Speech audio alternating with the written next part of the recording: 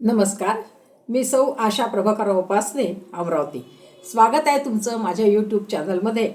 अशी मी आशा. आज दीपपूजन, ज्योतीचं पूजन. आषाढ महिन्यातली अमावस्या ही दीपपूजन म्हणून साजरी केली जाते. दिवा हे प्रकाशाचं, ज्ञानाचं, मांगल्याचं प्रतीक आहे. अज्ञानाचा नाश करून ज्ञानाकडे जाणारा ज्ञानाचा मुख्य आधार आहे दीप.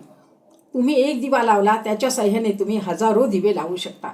त्यामुळेच याला वंशवृद्धीचे प्रतीक असे म्हणतात. या प्रतीकाचे पूजन म्हणजेच दीपपूजन.